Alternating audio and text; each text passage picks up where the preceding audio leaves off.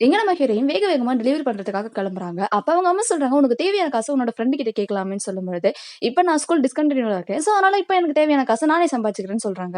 எங்க நம்ம ஹீரோவும் ஒரு ரெஸ்டாரண்ட்ல அமைதியா உட்கார்ந்துட்டு வொர்க் பண்ணிட்டு இருக்கும்போது, பக்கத்துல பார்த்தா ஒரு பொண்ண ஒரு பையன் பயங்கரமா டச் பண்ணிட்டு இருக்கான், லவ் பண்ண சொல்லி. இதெல்லாம் பார்க்குற நம்ம ஹீரோக்கு ரொம்பவே கடுப்பாயிட்டு, லவ்லாம் தானா வரணும்டான்னு சொல்லிட்டு அடிச்சு ஈத்து வெளில கடாசுறானா. அப்ப நம்ம ஹீரோயின் கரெக்ட்டா வண்டி ஓட்டிட்டு வரும்போது, அவனுமே மேல போய் விழுந்துடுறான். இதனால நம்ம ஹீரோயின் வச்சிருந்த பால் எல்லாமே சிந்தி போகுது.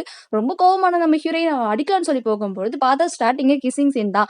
சோ இத பாக்குற நம்ம ஹீரோவோட ஃப்ரெண்ட் இருக்கான் இல்லையா? அவன் வந்துட்டு என்னடா ஸ்டார்ட்டிங்கே கிஸ்ஸிங்கா அப்படின்ற மாரி தூக்கி விடவுமே, இங்க பாரு இவளுக்கு தேவையான காச செட்டில்மென்ட் பண்ணிட்டு வந்துருன்னு சொல்லிட்டு அங்கருந்து அவன் போயிடுறான். இவனுமே சாரிங்க அப்படின்னு சொல்லிட்டு காச குடுத்துட்டு போறான்.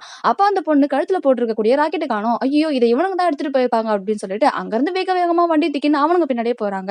இப்ப அப்படியே கட் பண்ணா இங்க ஒரு ஸ்கூல் பஸ் வேக வேகமா ஒரு இடத்துக்கு போயிட்டு இருக்கு. அவங்க எல்லாரையுமே நிறுத்தி ஒருத்தர் வழிமறிச்சு, இங்க பாருங்க உங்க எல்லாரையுமே நாங்க கடத்துறோம் அப்படின்னு சொல்லிட்டு அவங்க கடத்தி வச்சிருக்காங்க. இது எதுவுமே தெரியாத நம்ம ஹீரோவும், ஹீரோவோட ஃப்ரெண்டும் அங்கருந்து கார்ல வந்துட்டு இருக்கும்போது அவங்களையுமே மடக்கி அவங்களுமே ஹேண்ட் ஓவர் பண்ணிடுறாங்க. சோ இதனால நம்ம ஹீரோயினுமே வந்துட்டு அவங்க கிட்ட மாட்டிக்கிறாங்க. ஏன்னா அவங்க பின்னாடி தானே அவங்களுமே வந்தாங்க. எங்க நம்ம ஹீரோயினோட அம்மாக்கு ஒரு கால் வருது. அத எடுத்து பேசுறவங்க, இங்க பாருங்க இன்னும் உங்களோட பொண்ணு எங்களுக்கு பால் எடுத்துட்டு வந்து குடுக்கல. என்ன நினைச்சிட்டு இருக்கீங்க? கரெக்ட்டான டைம்க்கு டெலிவரி பண்ண தெரியாதான்னு சொல்லிடுறாங்க. இதனால நம்ம ஹீரோயினோட அம்மாவும் நம்ம தான் குடுத்து அனுப்பிச்சிட்டோமே எங்க போனாலும் தெரியலையே அப்படின்னு சொல்லிட்டு நம்ம ஹீரோயினுக்கு கால் பண்ணி பாக்குறாங்க. ஆனா நம்ம ஹீரோயினோட போனுக்கு ரீச்சே ஆகல. இதனால ரொம்பவே கோவமான அவங்களும் அவ எங்க போயிருப்பான்னு சொல்லிட்டு வெளியில தேடி வரலான்னு சொல்லிட்டு அங்க போவாங்க. அப்ப பார்த்தா அவங்களுக்கு திடீர்னு ஒரு ஆக்சிடென்ட் ஆயி போகுது. இது எதுவுமே தெரியாத நம்ம ஹீரோயின் இந்த இடத்துல மாட்டிட்டு இருக்காங்க இல்லையா? சோ அவங்களுமே இங்க இருந்து எப்படியாச்சும் தப்பிக்கணுமேன்னு சொல்லிட்டு இவங்க 3 பேருமே சேர்ந்து ஒரு பிளான் பண்றாங்க.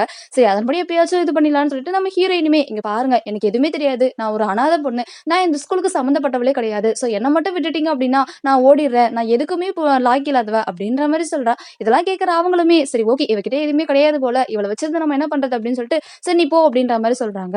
நம்ம ஹீரோவும் ஹீரோயின் கிட்ட இங்க பாரு நான் கிளம்புறேன் பாய் அப்படின்னு சொல்லும்போது இங்க பாரு எங்களையும் எப்படியாச்சும் காப்பாத்து இங்க இருந்து வெளியில போய் போலீஸ கூப்பிட்டுட்டு வா அப்படின்னு சொல்லும்போது சரி சரி ஓகே நான் ட்ரை பண்றேன்னு சொல்லிட்டு அங்கதான் நம்ம ஹீரோயின் போலான்னு சொல்லி முயற்சி பண்ணுவாங்க. ஆனா அப்போன்னு பார்த்து அந்த திருடங்கள்ல ஒருத்த மட்டும் சொல்லுவான் இவள வெளியில விட்டோம் அப்படின்னா கண்டிப்பா நம்ம மாட்டிப்போம். சோ இவளையும் ஹேண்ட் ஓவர் பண்ணுங்க அப்படின்ற மாதிரி சொல்லும்போது சரி ஓகே ஓகே அப்ப இவங்களையுமே பிடிச்சிடணும் அப்படின்ற மாதிரி நம்ம ஹீரோயினையும் வெளியில போகாத அளவுக்கு பிடிச்சிடறாங்க. இதுக்கப்புறம் என்ன நடக்குது அப்படின்றத நம்ம நெக்ஸ்ட் வீடியோல பார்க்கலாம். அது மட்டும் இல்லாம இந்த சேனல் உங்களுக்கு புதுசா இருக்கும். சோ மறக்காம சப்ஸ்கிரைப் பண்ணிக்கோங்க. இந்த வீடியோ உங்களுக்கு பிடிச்சிருந்ததுன்னா இதுக்கப்புறம் எபிசோட் 1, 2ன்னு சொல்லிட்டு தொடர்ந்து அப்லோட் பண்ணிக்கிட்டே இருப்போம் கைஸ்.